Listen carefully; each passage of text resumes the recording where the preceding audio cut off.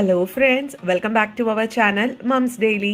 ഇന്ന് ഞാൻ വന്നിരിക്കുന്നത് ഒരു സൂപ്പർ 4 മണി പലഹാരമായിട്ടാണ്. നല്ല എരിവുള്ള എഗ് പഫ്സ് ഒക്കെ കഴിക്കുന്നത് പോലെയുള്ള ഒരു സൂപ്പർ പലഹാരം. അതിന് വേണ്ടിയിട്ട് വലിയ ഷീറ്റുകളോ അങ്ങനെയൊന്നുമില്ല. വളരെ സിമ്പിളായിട്ട് നല്ല മസാലയൊക്കെ നിറച്ചിട്ടുള്ള ഒരു പലഹാരമാണ്. നമുക്ക് നോക്കാം.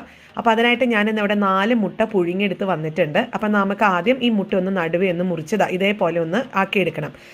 മുറിക്കുമ്പോൾ പ്രത്യേകം ശ്രദ്ധിക്കാം, ആ ഒരു മുട്ടയുടെ വെള്ളം ഒന്നും ഉടയാതെ നമുക്ക് കിട്ടണം കേട്ടോ, പൊടിഞ്ഞു പോവാതെയൊക്കെ.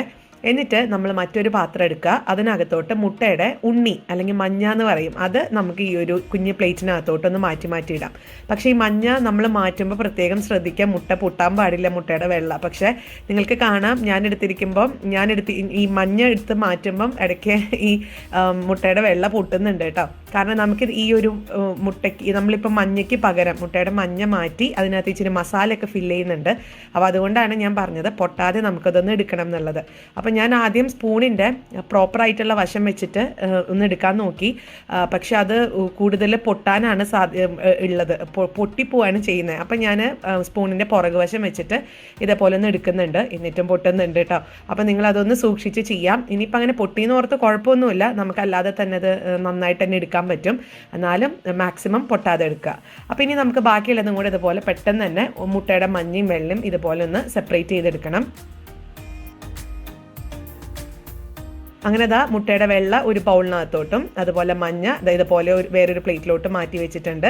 ഇനി നമുക്ക് ഒരു സ്പൂൺ വെച്ചിട്ട് ഇത് ചെറുതായിട്ടൊന്ന് ഉടച്ചു കൊടുക്കാം. ഒത്തിരി ചെറുതാക്കണ്ട, നമുക്കത് വേണമെങ്കിൽ പിന്നീട് ചെയ്യാം. ഇപ്പം ചെറുതായിട്ടൊന്ന് ഉടയാതെ കിടക്കുന്നത് ജസ്റ്റ് ഒന്ന് ഉടച്ചെടുത്താൽ മതി. അപ്പോൾ മുട്ടയുടെ ഈ ഒരു മഞ്ഞ ഇവിടെ ഇരിക്കട്ടെ. ഇനി നമുക്കൊരു മസാല ഉണ്ടാക്കാനായിട്ട് ഒരു പാൻ അടുപ്പത്ത് വയ്ക്കുക. അതിനകത്തോട്ട് ഞാൻ 1.5 ടേബിൾ സ്പൂൺ വെളിച്ചെണ്ണ ഒഴിച്ചിട്ടുണ്ട്. വെളിച്ചെണ്ണ ഒന്ന് ചൂടായി വരുമ്പോഴത്തേക്കും ഒരു 1/4 ടീസ്പൂൺ പെരുംജീരകം, വലിയ ജീരകം എന്ന് പറയും, അത് ചേർത്ത് കൊടുക്കുക. അപ്പോൾ അതൊന്ന് പൊട്ടി വരട്ടെ. അത് പൊട്ടി വരുന്ന സമയത്ത് നമുക്ക് പച്ചമുളക്, അത് എരിവിനനുസരിച്ച് ചേർക്കാം. ഞാനിവിടെ 2 പച്ചമുളക് ചേർക്കുന്നുണ്ട്. ഇച്ചിരി എരിവിലാണ് ഞാൻ എടുക്കുന്നത്. അപ്പോൾ അത് പച്ചമുളക് ഇട്ടിട്ടുണ്ട്. അതുപോലെ തന്നെ ഒരു 1/2 ടീസ്പൂൺ അല്ലെങ്കിൽ 1 ടീസ്പൂൺ വരെ ആവാം ഇഞ്ചി ചെറുതായിട്ട് അരിഞ്ഞത് കൂടെ ചേർത്ത് കൊടുക്കുക. എന്നിട്ട് ഇതെല്ലാം കൂടെ നന്നായിട്ടൊന്ന് മൂപ്പിച്ചെടുക്കുക. ഒത്തിരി അങ്ങ് കരിച്ചെടുക്കേണ്ട കാര്യമൊന്നുമില്ല, ഇതിൻ്റെ ജസ്റ്റ് ആ പച്ചമണം മാറിയാൽ മതി. എന്നിട്ട് ഞാനിവിടെ ഒരു വലിയ സവോളയാണ് എടുത്തിരിക്കുന്നത്. മീഡിയം ആണെന്നുണ്ടെങ്കിൽ മീഡിയം സൈസ് ആയിട്ടുള്ള 2 സവോള എടുക്കാം. അപ്പം ഞാൻ വലുത് എടുത്തിട്ടുണ്ട്. ഇനി അതും ചെറുതായിട്ട് അരിയാൻ പ്രത്യേകം ശ്രദ്ധിക്കുക. കാരണം നമുക്കിതൊരു മസാല ആക്കി എടുത്ത് നമ്മൾ ആ ഒരു മുട്ടയുടെ വെള്ള ആ ഒരു കുഴിയിലങ്ങ് നിറച്ചു കൊടുക്കുകയാണ് ചെയ്യേണ്ടത്. അപ്പോൾ അതുകൊണ്ട് ഒത്തിരി വലിയ സവോള നീളത്തിൽ അരിഞ്ഞു കഴിഞ്ഞാൽ നമുക്ക് നിറയ്ക്കാനൊക്കെ ബുദ്ധിമുട്ടായിരിക്കും. ഇനി നമുക്ക് ഇതിനകത്തോട്ട് കുറച്ച് ഉപ്പ് ഞാൻ ഇപ്പോൾ ചേർത്തിട്ടുണ്ട്, പിന്നെ ആവശ്യമുണ്ടെങ്കിൽ പിന്നീട് ചേർക്കാം. എന്നിട്ട് ഇതിനകത്തോട്ട് അല്പം കറിവേപ്പിലും കൂടെ ഞാനൊന്ന് കീറിയിട്ട് കൊടുക്കുന്നുണ്ട്. കറിവേപ്പില ഇട്ട് കൊടുത്താൽ അത്രയും ടേസ്റ്റാണ്. ഇനി കറിവേപ്പില ഇല്ലാന്നുണ്ടെങ്കിൽ പകരം മല്ലിയില ചെറുതായിട്ട് അരിഞ്ഞത് ചേർത്ത് കൊടുക്കാം. അപ്പോൾ അതായത് നമ്മുടെ സവോളൊക്കെ ചെറുതായിട്ടൊക്കെ ഇങ്ങനെ വഴണ്ട് വന്നിട്ടുണ്ട്. ഒത്തിരി അങ്ങ് ഇങ്ങനെ എന്താ പറയുക ഉടച്ചെടുക്കേണ്ട കാര്യമില്ല. ജസ്റ്റ് ഒന്ന് നിറക്കം മാറി വരുമ്പം നമ്മളിതിന് വറുത്തെടുക്കാൻ പോകണ്ട. അതുകൊണ്ടാണ് ഞാൻ പറഞ്ഞത് ഒത്തിരി നമുക്ക് വഴറ്റിയെടുക്കേണ്ടെന്ന്. ഇനി ഇതിനകത്തോട്ടൊരു 1/4 ടീസ്പൂൺ മഞ്ഞൾപ്പൊടി, 1/2 teaspoon Kashmiri chilli powder, 1 teaspoon garam മസാലപ്പൊടി, പിന്നെ ഒരു സ്പെഷ്യൽ ഇൻഗ്രീഡിയൻ്റ് ആണ് നമ്മൾ 1/4 ടീസ്പൂൺ ചിക്കൻ മസാല പൗഡർ അല്ലെങ്കിൽ മീറ്റ് മസാല പൗഡർ എടുക്കാം. ഇതിൽ ഏതെങ്കിലും ഒരു 1/4 ടീസ്പൂൺ ചേർത്ത് കൊടുക്കുക. അപ്പോൾ ഈ മസാലപ്പൊടികളൊക്കെ ചേർക്കുന്ന സമയത്ത് ഫ്ലെയിം ലോവിലായിരിക്കാൻ പ്രത്യേകം ശ്രദ്ധിക്കുക. എന്നിട്ട് ഇതിൻ്റെ പച്ചമണം മാറുന്നത് വരെ ഒന്ന് നമുക്ക് ഇളക്കി കൊടുക്കാം. അപ്പോൾ മസാലയൊക്കെ റെഡി ആയിട്ടുണ്ട്. അതിനകത്തോട്ട് നേരത്തെ നമ്മൾ മാറ്റി വെച്ചിരിക്കുന്ന മുട്ടയുടെ മഞ്ഞ അതും കൂടെ ചേർത്ത് കൊടുത്ത് നന്നായിട്ട് തന്നെ മിക്സ് ചെയ്യുക. അതിനിടയ്ക്ക് ആവശ്യത്തിന് ഉപ്പ് വേണമെന്ന് എനിക്ക് തോന്നി കേട്ടോ. അപ്പോൾ അതുകൊണ്ട് ഞാൻ ഉപ്പ് കുറച്ച് കഴിയുമ്പോൾ ചേർക്കുന്നുണ്ട്. അപ്പോൾ ഉപ്പൊക്കെ നമ്മുടെ ആവശ്യത്തിനനുസരിച്ച് അഡ്ജസ്റ്റ് ചെയ്തെടുക്കുക. അപ്പോൾ ഇനി നമുക്ക് വേണമെങ്കിൽ ഇത് കുറച്ചൊന്ന് ഉടച്ചു കൊടുക്കുക കേട്ടോ, മുട്ടയുടെ മഞ്ഞ. അതാ നമ്മുടെ പാത്രത്തിൽ ആ മസാലയിലുള്ള എണ്ണയിൽ അതിങ്ങനെ ഉടഞ്ഞു വന്നോളും. അല്ലെങ്കിൽ നമ്മുടെ കയ്യിൽ വെച്ചിട്ട് ഒന്ന് ഉടച്ചു കൊടുത്താൽ മതി. ഞാനിപ്പോൾ ഉപ്പും ചേർത്ത് കൊടുത്തിട്ടുണ്ട് ആവശ്യത്തിന്. അപ്പോൾ അത്രയേ ഉള്ളൂ. നമ്മുടെ സൂപ്പർ മസാല, നല്ല സ്മെല്ലാണ്, നല്ല ടേസ്റ്റുമാണ്. ഇത് നമുക്ക് ചോറിൻ്റെ കൂടെ തന്നെ കഴിക്കാൻ നല്ലതാണ് കേട്ടോ. പക്ഷേ നമുക്കിന്ന് സ്നാക്കാണ് ഉണ്ടാക്കേണ്ടത്. അപ്പോൾ ഇത് ചൂടാറി വന്നിട്ടുണ്ട്, ഞാനൊരു പാത്രത്തിലോട്ട് മാറ്റിയിട്ടുണ്ട്. ഇനി നമുക്ക് നമ്മൾ തയ്യാറാക്കി വെച്ചിരിക്കുന്ന ആ ഒരു മസാല, അത് വലിപ്പം അനുസരിച്ച് നമ്മുടെ മുട്ടയുടെ വെള്ളയുടെ ആ ഒരു ഉണ്ണി ഇരുന്ന സ്ഥാനത്തേക്ക് ഇതിനെ അങ്ങ് നമ്മൾ വെച്ച് കൊടുക്കുകയാണ് ചെയ്യുന്നത്. അപ്പോൾ ഇങ്ങനെ ചെയ്യുമ്പം സൂപ്പർ ടേസ്റ്റാണ് കേട്ടോ, പറയാതിരിക്കാൻ വയ്യ. ഇതിപ്പോൾ ഇങ്ങനെ ഇനി ഞാനൊരു മസാലയിലൊക്കെ മുക്കി പൊരിച്ചിട്ട് എടുക്കുന്നുണ്ട്. അങ്ങനെ വേണമെന്നൊന്നുമില്ല. ഇങ്ങനെ തന്നെ നമുക്കൊരു സ്റ്റാർട്ടറൊക്കെ ആയിട്ട് വെച്ച് കൊടുക്കാൻ പറ്റുന്നതാണ്. ഇപ്പം നമ്മുടെ വീട്ടിലൊക്കെ വിരുന്നുകാർ പെട്ടെന്ന് വരുവാണെങ്കിൽ നമുക്ക് ഇതുപോലെ ഒരു സാധാരണ മുട്ടയൊക്കെ വെക്കുന്നതിനേക്കാളും ഏറ്റവും നല്ലത് ഇതുപോലെ ഒരു സ്റ്റാർട്ടറായിട്ട് വെക്കുവാണെങ്കിൽ ആ ഒരു മസാല ഉണ്ണിയൊക്കെ ചേർന്നിട്ടുള്ള മസാല സൂപ്പറാണ് കേട്ടോ. അപ്പോൾ ഇനി ഞാൻ പെട്ടെന്ന് എല്ലാം കൂടെ ഒന്ന് നിറച്ചെടുക്കുന്നുണ്ട്. അപ്പോൾ പൊട്ടിയതാണെന്നുണ്ടെങ്കിലും അതങ്ങനെ ഇരുന്നോളും കേട്ടോ, കുഴപ്പമൊന്നുമില്ല. അതങ്ങനെ പൊടിഞ്ഞു പോകത്തൊന്നുമില്ല. എന്നാലും പൊട്ടാതെ എടുക്കാൻ ശ്രദ്ധിക്കാം.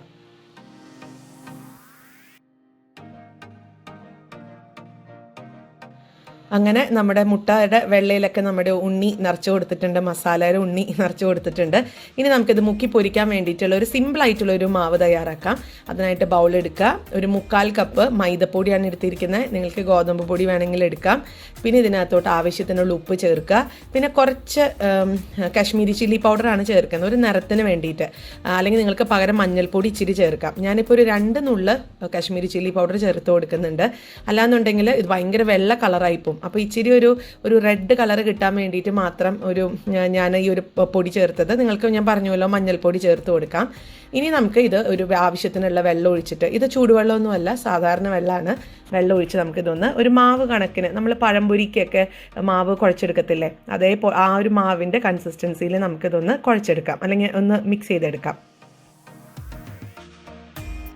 അപ്പോൾ ഇതാണ് നമ്മുടെ മാവിൻ്റെ പരുവം എന്ന് പറയുന്നത് കേട്ടോ. ഒത്തിരി കട്ടിയുമല്ല ഒത്തിരി ലൂസും അല്ലാത്തൊരു ബാറ്ററാണ് വേണ്ടത്. അപ്പോൾ ഇനി ചെയ്യാനുള്ളത്, നമ്മൾ തയ്യാറാക്കി വെച്ചിരിക്കുന്ന മുട്ട എടുക്കുക, ഈ ഒരു ബാറ്ററിലൊന്ന് മുക്കിയെടുക്കുക, എന്നിട്ട് എണ്ണയിലൊന്ന് വറുത്തെടുക്കുക. അപ്പോൾ അത്രയും സിമ്പിളാണ്, വേറെ വലിയ കാര്യങ്ങളൊന്നും നമ്മൾ ചെയ്യുന്നില്ല.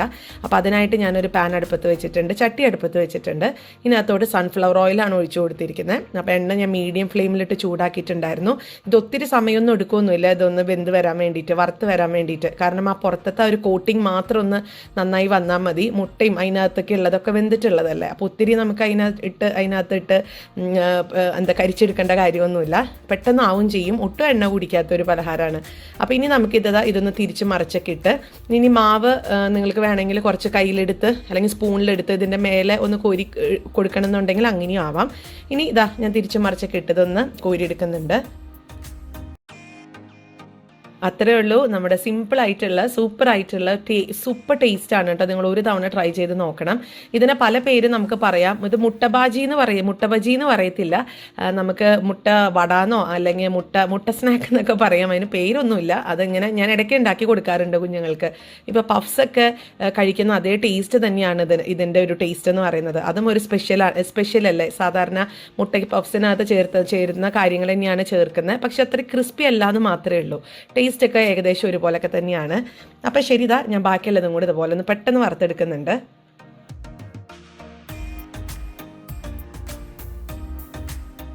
അങ്ങനെ നമ്മുടെ കുട്ടി സ്നാക്ക് ഇവിടെ റെഡിയാണ്. ഒപ്പം ടൊമാറ്റോ സോസും വെച്ചിട്ടുണ്ട്. അതാണ് ഇതിൻ്റെ കൂടെ പോകുന്ന അടിപൊളി കോമ്പിനേഷൻ. അപ്പോൾ ഇതിൻ്റെ മേലെ കുറച്ചും കൂടെ മല്ലിയിലൊന്ന് മേലൊന്ന് ഡെക്കറേറ്റ് ചെയ്യുന്നുണ്ട്.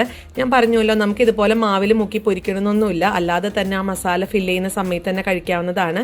പക്ഷേ ഈ മാവും കൂടെ നമുക്കറിയാലോ, മൈദയുടെ ഒരു ഉടുപ്പ്, അങ്ങനെയാണ് ഇവിടെ എല്ലാവരും പറയുക. പഴംപൊരിക്കൊക്കെ ആണെങ്കിലും ഉടുപ്പ് വേണമെന്നൊക്കെ പറയുക. അപ്പം ആ ഒരു കൊച്ച് മൈദയുടെ ടേസ്റ്റ്, ആ ഒരു ഫ്ലേവറൊക്കെ കൂടെ കിട്ടുമ്പോഴത്തേക്കും ടേസ്റ്റിയാണ്. അപ്പം നമുക്കിതൊന്ന് മുറിച്ച് കാണിക്കാം.